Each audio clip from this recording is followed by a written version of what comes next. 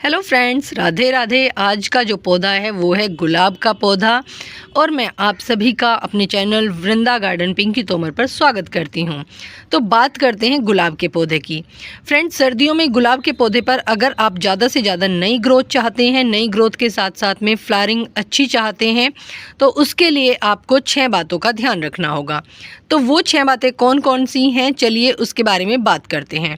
सबसे पहला है गुलाब के पौधे के लिए जो रिक्वायरमेंट है वो है सनलाइट। सनलाइट का आपको ध्यान रखना है। अगर आपके पौधे में सनलाइट प्रॉपर आ रही है तो उससे क्या होगा कि आपके पौधे में कोई समस्या देखने को नहीं मिलेगी। कम से कम 5 से 6 घंटे की धूप इसे मिलनी चाहिए। सर्दियों में धूप वैसे भी कम आती है, तो आपको क्या ध्यान रखना है कि सर्दियों में अपने पौधे को ऐसी जगह रखें जहाँ पे इसे पूरा दिन की धूप मिलती रहे।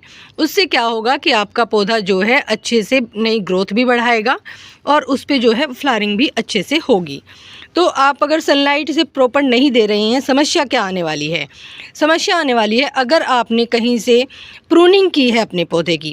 प्रूनिंग अगर की है तो उसमें क्या होगा कि वहाँ पे नई नई बीमारियाँ इसको लग सकती हैं, जैसे कि फंगस लग सकती है, यानी कि इसको डाईबैक की समस्या आ सकती है। दूसरी जो चीज़ है, जो नई ग्रोथ ये निकालता है, जैसे नई ग्रोथ निकल रही है इस तरीके से, तो वो 1-2 इंच बढ़ेगी और फिर ख़त्म हो जाएगी, उस पर कली नहीं बनेगी। तो आपको ये चीज़ ध्यान रखनी है कि नई ग्रोथ के लिए और नई कलियां बनाने के लिए आपको अपने पौधे को प्रॉपर सनलाइट में रखना है। चलिए अब बात करते हैं दूसरा पॉइंट।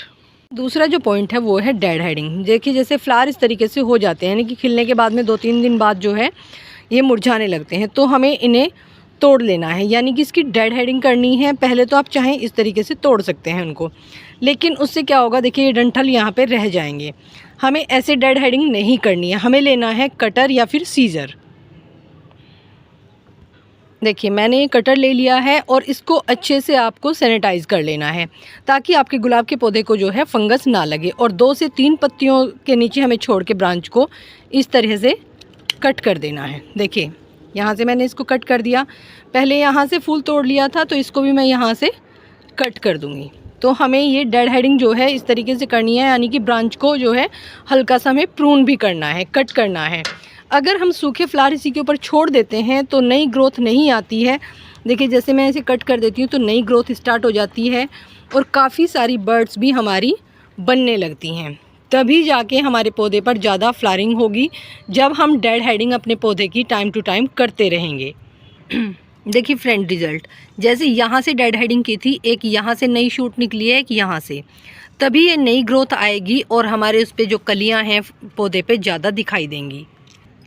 तो आप नए फूल भी पा सकते हैं। जब नई ब्रांच ग्रो होंगी तो नई फ्लावरिंग भी ज़रूर आएगी। तो ये हो गया हमारा सेकंड पॉइंट। चलिए बात करते हैं अब थर्ड पॉइंट की। अगला जो पॉइंट है फ्रेंड वो है हमारे गमले की साफ़ सफाई, यानी कि क्लीनिंग। हमें ध्यान रखना है कि ये जो पत्तियां इसमें गिर जाती हैं या कोई घास उग जाती है वो भी समय समय पर निकालते रहना है, खासकर सर्दियों में। सर्दियों में इस चीज़ का बहुत ही ध्यान रखना है, क्योंकि अगर इसमें घास उगी होगी या फिर पत्तियाँ या कोई और चीज़ इसमें गिरी होगी, इसके ऊपर जो कवर कर लेते हैं मिट्टी को, उससे क्या होगा कि हमारे पौधे की जड़ों को धूप नहीं मिलेगी, हवा नहीं मिलेगी। उससे क्या होगा कि इसकी जो जड़ें हैं वो स्लो हो जाएंगी, यानी कि खाना हमारे पौधे के लिए जो पोषक तत्व हैं वो सही से नहीं जाएगा और इसका जो काम है जड़ों का वो स्लो हो जाएगा। अगर जड़ों का काम स्लो हो जाएगा तो इसकी ग्रोथ भी हमारे पौधे की धीरे हो जाएगी। तो हमें ध्यान रखना है कि इसके अंदर कोई भी घास फूस नहीं उगने देना है। और दूसरी जो चीज़ है, हमें अपने पौधे की हर 15 दिन बाद गुड़ाई ज़रूर करनी है। हल्की हल्की गुड़ाई आप करें, मिट्टी को बिल्कुल भी टाइट ना होने दें। अगर मिट्टी इसकी सूख गई या फिर ज़्यादा मतलब ये टाइट हो गई मिट्टी, तो भी हमारे पौधे की जड़ों को जो है एयरेशन नहीं मिलेगा, हवा ठीक से नहीं मिलेगी, धूप भी नहीं मिलेगी, तो भी हमारे पौधे में दिक्कत आएगी। तो ये काम भी आपको हर 15 दिन में करना है। सर्दियों में इस चीज़ का खासा ध्यान आपको रखना है। दूसरी जो चीज़ है, देखिए ये बिल्कुल मिट्टी जो है भुरभुरी होनी चाहिए, बिल्कुल भी ऐसा ना हो कि बहुत सख्त मिट्टी है। और ये आपको ध्यान रखना है कि जड़ों को धूप मिलती रहे, हवा मिलती रहे, इसकी मिट्टी में कोई भी घास फूस ना उगे। तो नेक्स्ट पॉइंट हम देखते हैं।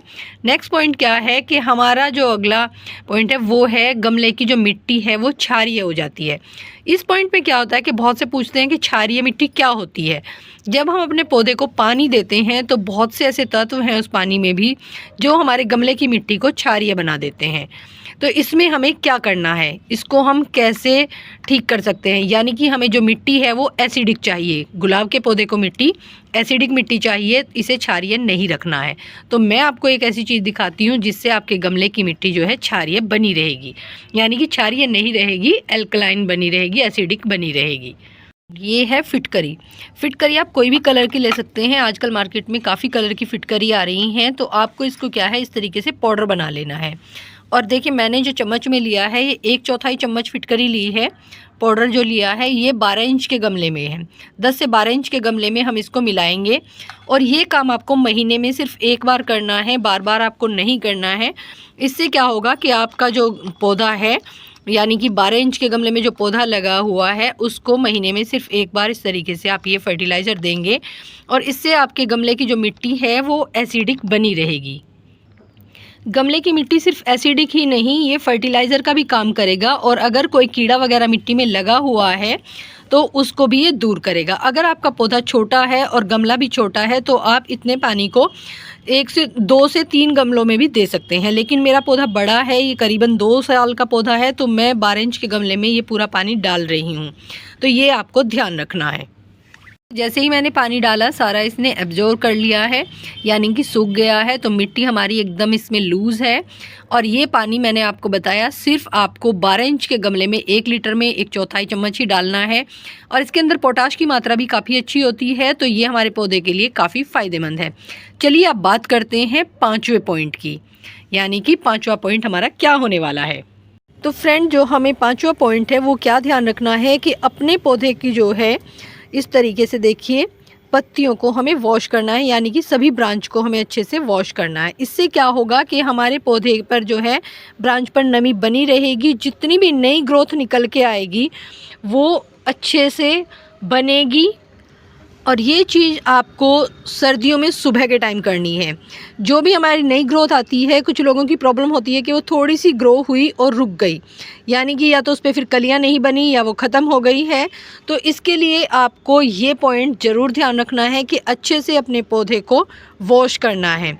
सर्दियों में ये आप सुबह के टाइम करें। शाम के टाइम में क्या होगा कि आपके पौधे पर ये पानी रुका रहेगा। सर्दियों में वैसे ही रात में ओस जो कहते हैं वो गिरती है, उससे हमारे पौधे को प्रॉब्लम हो सकती है। क्योंकि अगर हमने प्रूनिंग के बाद इस तरीके से हमने पानी डाला है और नई ग्रोथ जो निकल के आ रही है उसमें दिक्कत हो सकती है, यानी कि फंगस लग सकता है। तो जैसे ही हम इस वक्त ये पानी देखिए डालेंगे तो ये शाम तक एकदम ख़त्म हो जाएगा, कोई दिक्कत इसमें नहीं आएगी। और नई जो ग्रोथ है, ये जो छोटी छोटी सूट्स नई निकल के आ रही हैं, ये अच्छे से कन्वर्ट हो जाएंगी बड़ी ग्रोथ में और इन पर कलियां भी आएंगी। तो ये पॉइंट बहुत ध्यान रखने वाला है। ब्लाइंड शूट में ये नहीं बदलेगा अगर आप इस चीज़ का ध्यान रखेंगे। अगर आपके पौधे पर धूल मिट्टी जमी रही तो ये शूट्स जो हैं वो ख़राब हो जाएंगी और नई ग्रोथ में ये कन्वर्ट नहीं होंगी, आपके पौधे पर फूल नहीं आएंगे। तो इस चीज़ का आपको खासा ध्यान रखना है। तो ये 5वां पॉइंट काफ़ी इम्पोर्टेंट है। लेकिन अब बात करते हैं 6ठे पॉइंट की, जो कि है फर्टिलाइज़र। फर्टिलाइज़र हमें कैसे देना है, कौन सा देना है, तो आज मैं आपके साथ में 2 फर्टिलाइज़र जो है वो शेयर करूंगी। और ऐसे फर्टिलाइज़र हैं जो आप आसानी से अपने पौधे को दे सकते हैं। 2 क्या 3 चीज़ें मैं आपको बताने वाली हूँ जो आपके पौधे में नई ग्रोथ भी लाएंगे और अच्छे से फ्लावरिंग भी काफ़ी अच्छी होगी। फ्रेंड्स, जिस गमले में हमने फिटकरी वाला पानी डाला है उसमें 1 दिन बाद ही हमें फर्टिलाइज़र डालना है।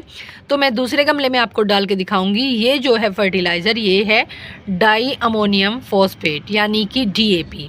तो DAP में काफ़ी अच्छी जो मात्रा होती है वो नाइट्रोजन और फॉस्फोरस की काफ़ी अच्छी मात्रा होती है।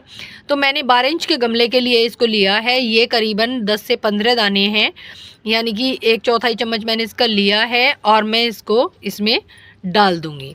तो हमें एक 12 इंच के गमले में जो है 10 से 12 दाने ही डालने हैं या 15 दाने बस। उससे छोटा गमला है तो हमें उससे कम इसको लेना है। दूसरी जो चीज़ है वो है सीवीड ग्रेन्यूल, यानी कि ये जो है ये सीवीड है और इन दोनों को मैं एक ही गमले में डालूंगी, DAP भी और सीवीड भी। तो 1 चम्मच काफ़ी है 12 इंच के गमले में डालने के लिए। आप चारों तरफ इसको डाल दीजिए और ये दोनों चीज़ें आपको अच्छे से इसमें मिक्स भी कर देनी है। मिट्टी को ऐसे थोड़ा सा जैसे गुड़ाई करते हैं ना, तो हम इसे इस तरीके से देखिए गुड़ाई की तरह मिला देंगे। तो ये हमारा इसमें फर्टिलाइज़र डल चुका है। तो एक चीज़ तो हो गई फ्रेंड ये कि हमने सीवीड ग्रैन्यूल और डीएपी को दोनों को मिक्स कर दिया है। दोनों में काफ़ी अच्छी मात्रा जो है हमारे पौधे के लिए तत्वों की होती है, तो उससे हमारा पौधा काफ़ी अच्छी ग्रोथ करेगा। अब बात करते हैं जो ऑर्गेनिक फर्टिलाइज़र है। ये तो हो गया हमारा देखिए केमिकल वाला। तो ऑर्गेनिक, अगर आपको ऑर्गेनिक डालना है तो वो डालिए, इससे भी काफ़ी अच्छे रिजल्ट आते हैं और ऑर्गेनिक वाले से भी। तो चलिए अब बात करते हैं कि हम उस फर्टिलाइज़र को कैसे बनाएंगे। इसके ऊपर काफ़ी अच्छी फ्लावरिंग और ग्रोथ हो रही है। जो पॉट मैंने दिखाए हैं उन पे एक बार फ्लावर आके जा चुके हैं। तो दूसरा जो फर्टिलाइज़र है वो है चाय की पत्ती। ये चाय की पत्ती बिना यूज़ की हुई है, ऐसे ही है। आप इसकी जगह यूज़ की हुई चाय की पत्ती भी ले सकते हैं। उसको क्या करना है कि आपको अच्छे से सुखा लेना है धो के, ताकि उसमें दूध जो है वो बिल्कुल भी ना रहे, और अदरक वगैरह जो डालते हैं वो भी निकाल लेनी है। कभी भी आपको चाय की पत्ती अगर यूज़ की हुई डालनी है तो उसे गीला नहीं रखना है, अच्छे से सुखा लीजिए, उसके बाद ही आप अपने गमले में उसको यूज़ करेंगे। तो मैं इसको भी देखिए आधा चम्मच के करीब लूँगी। ये बिना यूज़ की हुई चाय की पत्ती है। अगर आप यूज़ की हुई चाय की पत्ती ले रहे हैं तो आप 3 से 4 चम्मच चाय की पत्ती ले सकते हैं।